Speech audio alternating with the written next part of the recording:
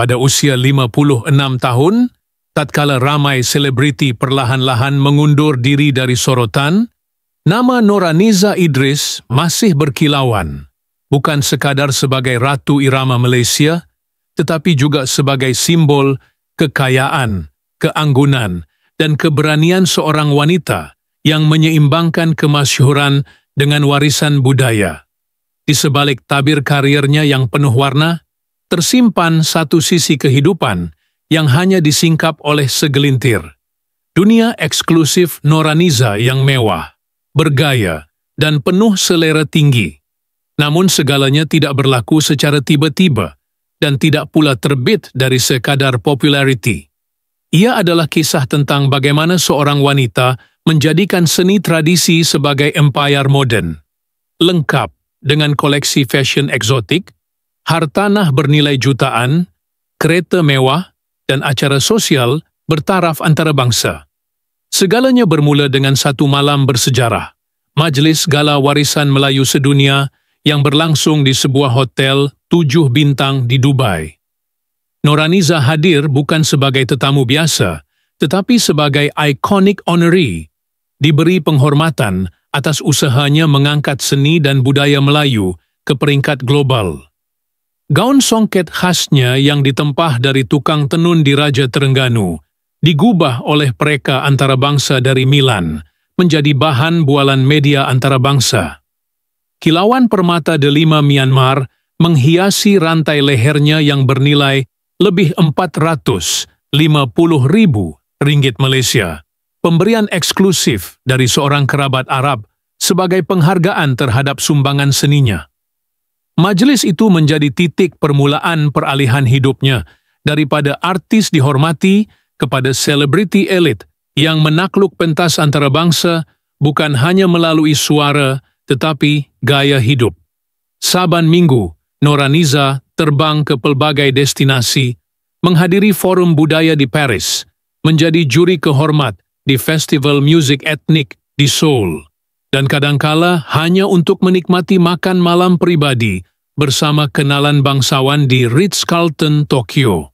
Di Instagram pribadinya, gambar-gambar berseni menampilkan dirinya di jeti-jeti pribadi di Capri, dalam jet pribadi berwarna champagne, atau bersantap di atas kapal layar mewah bersama pemimpin seni dunia. Semuanya menggambarkan seorang wanita yang telah mendefinisikan semula kemewahan dengan cita rasa berakar dalam budaya. Namun yang paling mengagumkan bukan hanya lokasi atau nilai harta yang dimilikinya, tetapi cara Nurhaniza memadukan elemen Melayu dalam setiap aspek kemewahan itu. Di kediaman mewahnya di Damansara Heights, sebuah villa berilhamkan rumah tradisional Perak yang dibina semula dengan teknologi terkini, pengunjung akan terpukau dengan susunan koleksi artifak kebudayaan, gubahan bunga dari Bali, ukiran kayu dari Kelantan, dan siling yang dihiasi motif pucuk rebung. Di luar, sebuah kolam renang infinity terbentang menghadap hutan simpan Bukit Kiara, tempat beliau sering bermeditasi sambil mendengar alunan gamelan digital yang dicipta khas. Kehidupan hariannya dipenuhi dengan pelbagai aktiviti eksklusif, dari sarapan dengan set teh di Raja Kelantan, latihan vokal dengan jurulatih opera Itali, sehinggalah kelas pribadi ukiran batik bersama seniman veteran. Kereta-kereta mewahnya, termasuk Rolls-Royce Cullinan, Bentley Bentayga, dan Porsche Taycan, diparkir di garaj berlantai marmar Itali, lengkap dengan sistem kawalan suhu. Setiap kereta dihias dengan motif bunga tanjung, melambangkan cinta Nurhaniza terhadap akar budayanya. Dari segi fashion, Nurhaniza mempunyai sebuah walk-in wardrobe seluas 2 buah bilik hotel, dihiasi lampu kristal dan sistem penyimpanan pintar. Setiap busana simpanannya dikatalog secara digital, dari koleksi songket kontemporari hasil rekaan pereka Singapura, hingga ke gaun haute couture yang diinspirasikan oleh motif kerawang Melaka. Tudung sutra Thai yang dibelinya dari pembuat eksklusif di Chiang Mai, digandingkan dengan aksesori bertatah zamrud dan Mutiara Laut Selatan menjadikan penampilannya sentiasa klasik, namun segar, tradisional, namun penuh prestij. Namun apa yang menjadikan kehidupan Noraniza benar-benar menonjol bukan sekadar pada fizikal kekayaan, tetapi jati dirinya yang kekal utuh dalam kemewahan.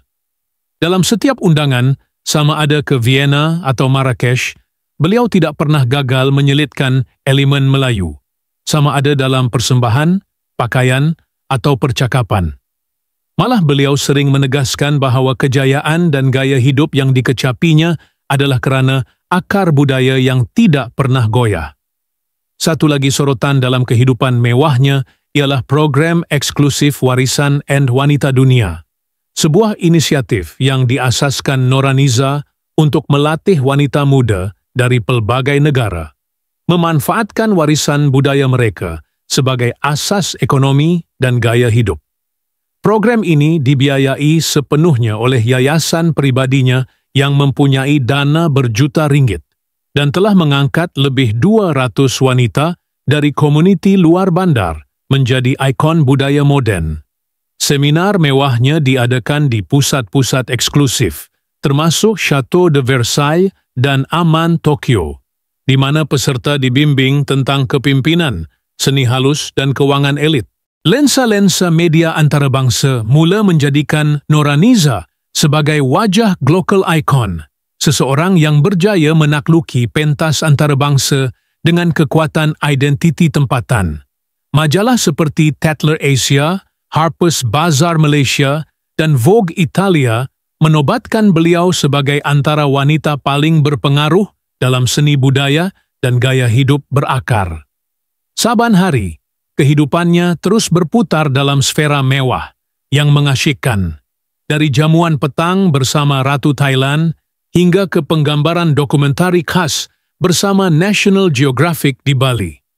Noraniza Idris bukan lagi sekadar penyanyi, dia adalah satu jenama gaya hidup, seorang curator of elegance, dan satu simbol kejayaan wanita Asia Tenggara yang mampu menakluk dunia tanpa melepaskan warisan di tangan. Dan ketika ramai masih tertanya-tanya rahsia di sebalik kekayaan dan aura agungnya, Noraniza hanya tersenyum, membiarkan dunia meneka, sementara dia terus melangkah megah di pentasnya sendiri dengan irama Melayu sebagai degup jantung kehidupan mewahnya. Walaupun segalanya tampak gah dari luar, gaun bernilai puluhan ribu, penthouse berpanorama langit Kuala Lumpur, dan kemilau kamera dari setiap sudut, Noraniza sebenarnya adalah seseorang yang sangat terikat pada ritual kecil yang membentuk jiwanya. Inilah sisi yang jarang dilihat orang ramai. Rutin pagi yang sunyi, senyuman pribadi yang tidak direka-reka, dan cara dia melipat sapu tangan batik dengan penuh teliti setiap kali keluar rumah. Di meja solek berhias cermin antik dari Jawa, terletak sebotol minyak wangi kegemarannya. Bukan Chanel atau Tom Ford, tetapi bauan pandan dan melur buatan tukang minyak wangi tradisional di Kampung Baru. "Ini aroma nenek saya," katanya satu ketika kepada wartawan Vogue. Setiap semburan bukan hanya penambah gaya, tetapi sapaan memori pada zaman kecilnya di Johor, waktu di mana kehidupan masih sederhana, dan suara ibunya mendendangkan ulek mayang menjadi lagu pengantar tidur. Di dapurnya, walau dihiasi mesin kopi Itali berharga puluhan ribu ringgit dan kabinet berlapis emas ringan, dia masih menyimpan lesung batu kecil, pemberian arwah nenek, tempat dia sendiri menumbuk sambal belacan setiap pagi Jumaat. "Kalau saya tak buat sendiri, rasa macam bukan hari saya," katanya sambil tersenyum dalam satu dokumentari khas oleh TV Tokyo. Kegairahannya terhadap dunia mewah tidak pernah memutuskan dia dari dunia lama. Di sudut ruang bacanya, antara buku-buku fashion dan seni halus Eropah, terselit naskah usang hikayat Hang Tuah yang bertanda lipatan kain. Disitulah dia duduk setiap malam selepas jam 11, berselimut selendang batik tua dan membaca kembali ayat-ayat lama yang menghidupkan semangat jati Melayu dalam dirinya. Pembantu pribadinya, Sofia, menceritakan betapa Noraniza tidak pernah lupa menulis nota tangan kepada setiap kenalan yang memberinya hadiah, tak kira sebesar mana. Dalam dunia digital serba cepat, kad kecil bersampul batik, buatan tangan itu menjadi lambang kepribadiannya yang penuh adab dan ketulusan. Dia pernah minta saya cari semula alamat seorang gadis kecil dari kampung yang kirim bunga selepas konsert, semata-mata nak hantar kad ucapan terima kasih. Itu Datuk Noraniza yang sebenar, kata Sofia. Ketika berada di luar negara, dia tidak pernah tinggalkan bekas kecil berisi tanah dari halaman rumahnya. Saya tak boleh lena kalau tak bau tanah Malaysia, katanya ringkas. Bahkan di Ritz Paris, sambil disolek oleh juru solek tersohor dunia, dia tetap akan menyentuh tanah itu sejenak, seperti mengingatkan dirinya, saya dari sini, saya masih Melayu. Perkara-perkara kecil inilah yang membentuk dunia Noraniza. Cara dia menyusun tudung di dalam almari, mengikut warna dan motif bunga. Cara dia masih menyimpan surat peminat bertulisan tangan dari tahun 90-an, dilabel dan dibalut plastik dalam file khas. Cara dia mengingat nama setiap juru gambar, walau hanya bertemu sekali. Semuanya menjadikan dia bukan sekadar ratu glamour, tetapi seorang wanita yang hidup dengan kesedaran penuh terhadap setiap langkah, setiap nafas. Pada malam-malam tertentu, dia masih menyanyikan lagu-lagu lama kepada dirinya sendiri di hadapan cermin, bukan untuk latihan, tetapi untuk merasakan semula zaman gadis, di mana nyanyian adalah doa, bukan persembahan. Suaranya masih bergetar, dalam dan merdu, tetapi kini dengan lapisan kenangan yang membuatkan pendengar paling skeptikal pun akan terdiam sejenak. Dan kadangkala, selepas menghadiri majlis gala di luar negara, dia akan pulang ke Malaysia dan terus memandu sendiri ke kampung, ke sebuah rumah kayu lama yang kini dijadikan tempat istirahat.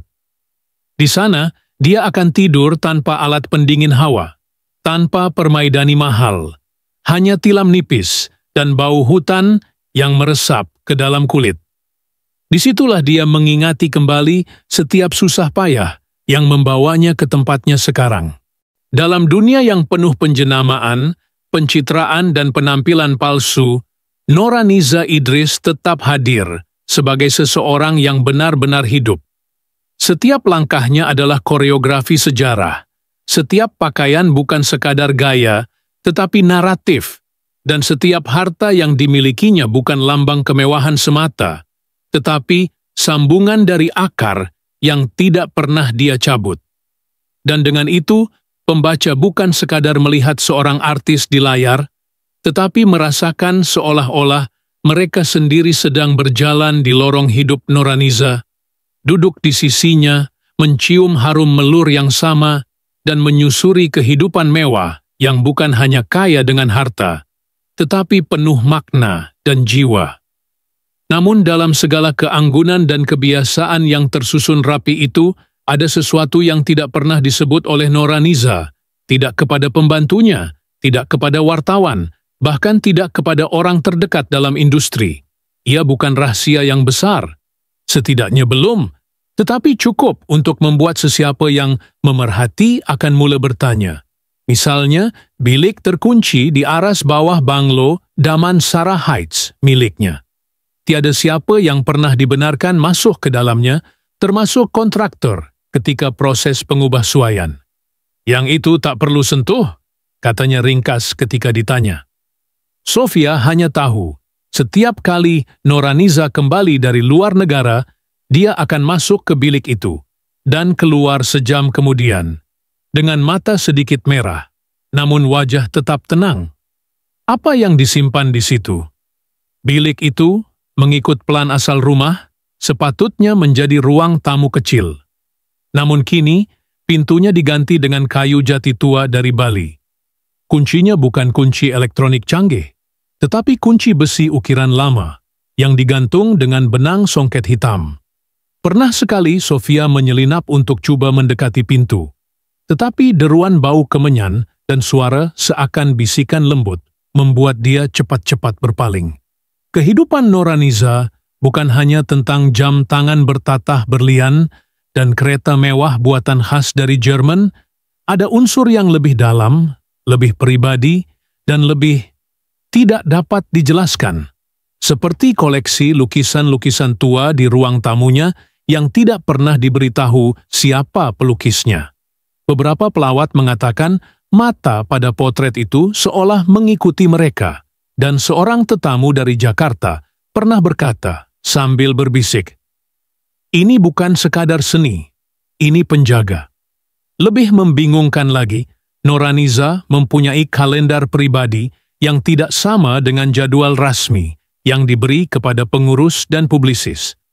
Diari itu, yang berbalut kain sutra biru, menyimpan catatan hari-hari tertentu yang tidak pernah dijelaskan. Tarikh-tarikh itu selalu sama setiap tahun. 14 Februari, 22 Agustus, dan 4 Desember. Pada tarikh tersebut, dia tidak menjawab telepon, tidak memuat naik apa-apa di media sosial, dan akan menghilang dari radar selama 24 jam. Bila ditanya, dia hanya menjawab, "Itu waktu untuk saya dengan masa yang dah lalu." Tapi masa yang mana? Dengan siapa? Sofia pernah terlihat sepucuk surat lama, terjatuh dari buku dalam perpustakaan pribadi Noraniza. Kertasnya kekuningan, dan di hujungnya hanya tertulis inisial, AK, tiada tarikh, tiada alamat. Tapi yang membuat meremang ialah ayat terakhir surat itu. Dan jika suatu hari nanti engkau kembali menyanyi, pastikan engkau tidak lupa siapa yang kau tinggalkan di belakang. Siapakah Akai? Kenapa nama itu tidak pernah disebut? Walau Noraniza sering bercerita panjang lebar tentang zaman mudanya, apa yang membuat segelintir pekerja di rumahnya berhenti selepas beberapa minggu bekerja? Walau gaji lumayan dan layanan tidak pernah kurang, seorang tukang kebun pernah berkata kepada pengawal keselamatan, "Saya tak tahan bila malam-malam suara nyanyian keluar dari tingkap bilik, walaupun datin tak ada di rumah." Dan di balik kemewahan butik fashion eksklusifnya, Ratu Pusaka, yang terletak di Bangsar, ada satu ruang kecil di belakang, seperti bilik sembunyi, tempat dia menyimpan koleksi busana tradisi dari era yang bahkan tidak tersenarai dalam arsip kebangsaan. Beberapa darinya kelihatan usang, seperti milik wanita yang telah lama meninggal. Namun yang ganjil ialah busana-busana itu tampak seolah baru dibersihkan semalam, dengan bau limau purut yang kuat. Semua ini, walaupun dibalut dengan imej sempurna di media sosial dan pentas persembahan, mewujudkan jurang antara Noraniza yang dikenali umum dan Noraniza yang sebenar. Ia membuat sesiapa yang berada di dekatnya, walau sejenak, merasa seperti sedang mendekati sesuatu yang indah, tetapi juga berbahaya. Dan tetap dia tersenyum di hadapan khalayak, seperti biasa. Menyapa dengan lemah lembut, menari dengan anggun, menyanyi dengan jiwa. Tetapi jauh di dalam matanya yang bersinar itu, ada satu perkara yang tidak pernah dia lepaskan, tidak pernah dia nyatakan, dan mungkin tidak akan pernah dia benarkan sesiapa tahu. Malam itu, Noraniza pulang lewat dari sebuah majelis tertutup di Putrajaya, di mana hanya selebriti terpilih dan golongan bangsawan yang dijemput. Gaun labuhnya menjuntai dengan kilauan permata biru gelap, rambutnya disanggul kemas, dan suara tawanya bergema ringan sewaktu menyapa kerabat dan diplomat asing. Seperti biasa, dia sempurna dalam gaya, bicara, dan senyuman. Tetapi ketika kereta Rolls-Royce miliknya meluncur masuk ke pekarangan rumah sekitar jam 1.17 pagi, kamera keselamatan merakamkan sesuatu yang aneh. Pintu pagar utama yang biasanya dikawal sistem otomatik telah terbuka sedikit sebelum kereta tiba. Tidak ada tanda pencerobohan, tidak ada kerosakan, dan lebih pelik, tiada sesiapa terlihat dalam rakaman. Dia melangkah masuk sendirian malam itu. Sofia telah pulang lebih awal. Tiada sesiapa menyambut, kecuali suara lembut angin yang menyusup melalui pohon cengkeh di taman hadapan. Beberapa menit kemudian, lampu dari ruang bawah rumah, bilik terkunci itu, menyala perlahan dan padam semula. Tiada siapa tahu apa yang berlaku selepas itu. Namun keesokan paginya, jadual hariannya diteruskan seperti biasa. Noraniza muncul di layar Instagramnya dengan latar belakang balkoni dan lautan awan, mengucapkan selamat pagi, sambil memegang secawan teh dalam cawan porselin antik. Tapi ada sesuatu yang lain pagi itu. Cahaya matanya sedikit pudar, seperti ada bayang yang tidak sempat ditinggalkan malam sebelumnya. Di satu sudut ruang tamu, satu potret tua yang selama ini tergantung tegak di dinding, kini sengit sedikit. Tidak banyak, hanya cukup untuk membuat sesiapa yang perasan tertanya-tanya. Apakah seseorang telah menyentuhnya? Minggu berikutnya, Sofia mendapati sesuatu di bilik persalinan yang membuatnya berdiri kaku beberapa saat. Sehelai gaun hitam berkerawang emas yang tidak pernah dia lihat sebelum ini. Materialnya halus, tetapi sangat lama, seakan-akan dijahit tangan pada zaman sebelum merdeka. Di kerah lehernya terjahit inisial NI yang pudar, bukan dari masa kini, tetapi dari teknik lama yang hampir pupus. "Dato, ini baju Bila punya?" tanyanya perlahan.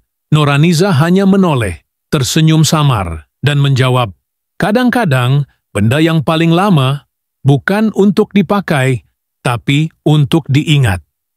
Dan itulah kali terakhir gaun itu terlihat. Seminggu kemudian, ia tiada lagi di rak gantung. Dalam sebuah majlis amal di Singapura beberapa hari kemudian, Noraniza menyanyi semula lagu lamanya yang berjudul Halimun, lagu yang tidak pernah dia sentuh sejak 2 dekad. Suaranya gemersik, penuh emosi, dan di akhir lagu itu, dalam 1 detik kecil yang hanya kamera tertentu sempat tangkap, mata Noraniza kelihatan berkaca. Tapi bukan kerana kesedihan semata. Ia seperti seseorang sedang mengintai dari ingatan. Selepas lagu tamat, tepukan bergemuruh. Namun dari celah-celah cahaya pentas, seorang lelaki tua yang duduk di barisan belakang bangun perlahan dan beredar sebelum tirai diturunkan. Tiada siapa tahu siapa dia, tiada siapa bertanya. Dan Noraniza, seperti biasa, hanya mengangkat tangan, tersenyum, dan tunduk hormat. Seolah-olah mengucapkan selamat tinggal kepada sesuatu yang tidak kelihatan. Malam terus melata. Dan dari banglo senyap itu, di balik jendela berselir batik sutra, sesekali bayangan bergerak pelan. Mungkin cuma cahaya lampu jalan. Atau mungkin sesuatu yang tidak pernah benar-benar pergi.